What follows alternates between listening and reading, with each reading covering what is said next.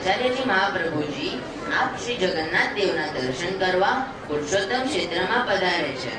એ દિવસ એકાદશી હતી.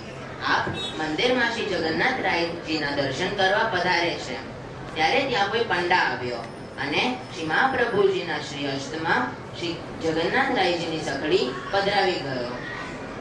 ત્યાં શ્રી જગન્નાથ રાયજીની પ્રસાદી સખડી એટલે કે ભાત નું ઘણું જ મહાત્મ્ય છે. શ્રી ઠાકોરજીના દર્શન પણ પછી પહેલા તો મહાપ્રસાદ, પરંતુ શ્રી મહાપ્રભુજી તો પ્રત્યેક એકાદશી શાસ્ત્રના અનુસાર કરતા અને આ તો એકાદશીમાં સખડી મહાપ્રસાદ જ પધરાવી ગયો. હવે શું? પણ આપશ્રી તો સાક્ષાત ઈશ્વર છે. આપશ્રીએ મહાપ્રસાદ શ્રી હસ્તમાં લીધો અને વેદ પુરાણોમાં જ્યાં જ્યાં મહાપ્રસાદ મહાત્મ્યના શ્લોક હતા એ કહેવા લાગ્યા. એ મહાત્મ્યના શ્લોક બોલતા બોલતા એકાદશીનો દિવસ તથા રાત્રિ પ્રસાર થઈ ગઈ અને સવાર થતા આપશ્રીએ મહાપ્રસાદ ગ્રહણ કર્યો. પછી શ્રી જગન્નાથ રાયજીના દર્શન કર્યા. આ પુરુષોત્તમ પુરીમાં શ્રી આચાર્યજી મહાપ્રભુજીનો મહાત્મ્ય જોઈ બધા લોક કહેવા લાગ્યા, આ તો સાક્ષાત ઈશ્વર છે. સામાન્ય મનુષ્યમાં આવી વિદ્યા જોવા જ ન મળે. 4 વેદ 18 પુરાણ બધા જ શાસ્ત્રો જેમને મોડે છે. ધન્ય છો આપ પ્રભુ. આ બધી વાત ત્યાંના ભોજવંશના રાજા વિષ્ણુદેવે સાંભળી અને એ શ્રી આચાર્યજીને મહાપ્રભુજીના દર્શન કરવા આવે છે. મારા અહોભાગ્ય કે મને આપ શ્રીના દર્શન થયા. મહારાજ આવો, અહીંયા બિરાજો.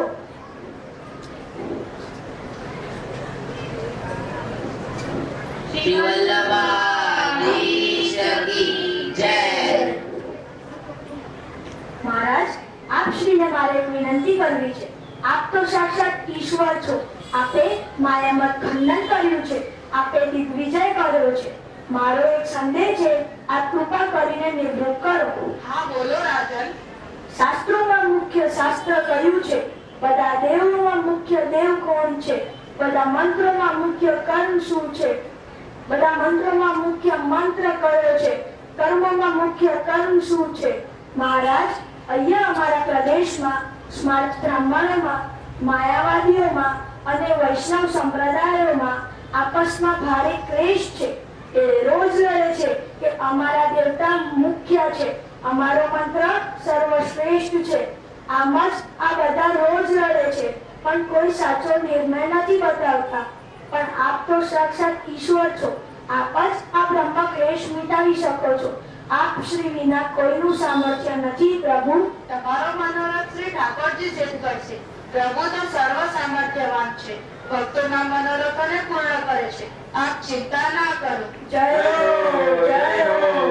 રાજા, તમારે ત્યાં જેટલા બ્રાહ્મણો છે બધાને એકત્રિત કરો અને એમાંના જે મોટા મોટા પંડિત હોય એમને કહો કે અમારી સાથે ચર્ચા કરે. સો આજ્ઞા મહારાજ. પંડિતો અને બ્રાહ્મણોને બોલાવો.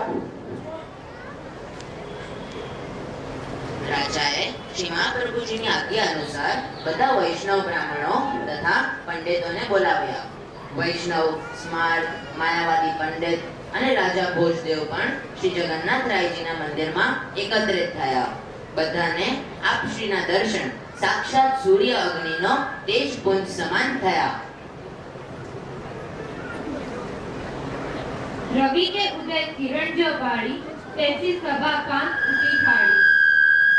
બધા સભામાં બિરાજ્યા અને ચર્ચા આરંભ થઈ. સવારથી લઈ 3 પ્રહર ચર્ચા ચાલી. શ્રી મહાપ્રભુજીએ બધાને નિરુત્તર કરી દીધા, પણ એ લોકો ઝઘડો મૂકે નહીં. શ્રી મહાપ્રભુજી મનમાં વિચારે છે, જો હું આને શાસ્ત્ર સિદ્ધાંત કહીશ તો કદાચ ન માને અને કહેશે કે હું વિષ્ણુ ઉપાસક છું, એટલે વિષ્ણુ ભગવાનને શ્રેષ્ઠ કહું છું. જેમ બીજા બધા પંડિતો પોતાના મતને માન આપે છે, એમ હું પણ મારા મતની જ વાત કરું છું. આમ કરવાથી રાજાના સંદેહનું નિવારણ નહીં થાય. પણ આને શ્રી જગન્નાથ રાયજી ઉપર પૂર્ણ વિશ્વાસ છે, તો શ્રી જગન્નાથ રાયજીના મુખેથી કેવડાવવું જોઈએ. પછી શ્રી મહાપ્રભુજી આજ્ઞા કરે છે, આપણી ચર્ચા ખૂબ થઈ, પણ જેના પદને શ્રી જગન્નાથરાયજી લખી આપશે એ જ સાચો પ્રમાણ. મહારાજા ધીરાજ, શ્રી જગન્નાથરાયજી કેમ કરીને લખશે? તમે જે ભોગ ધરો છો શ્રી જગન્નાથરાયજી કેવી રીતે આરોગ્ય છે? રાજા, શ્રી જગન્નાથરાયજી આગળ કોરું કાગળ, વાત અને લેખન કરો અને વિનંતી કરો કે જે સાચો નિર્ણય હોય આપ શ્રી લખી આપે. શ્રી જગન્નાથ દેવ જે લખી આપશે એ જ પ્રમાણે. જો આજ્ઞા મહારાજ. આ સાંભળી રાજાને ખૂબ જ આશ્ચર્ય થયું, પણ શ્રી મહાપ્રભુજીની આજ્ઞાથી રાજા શ્રી જગન્નાથરાયજી આગળ એક કોરો કાગળ, લેખન અને દ્વાત ધરે છે.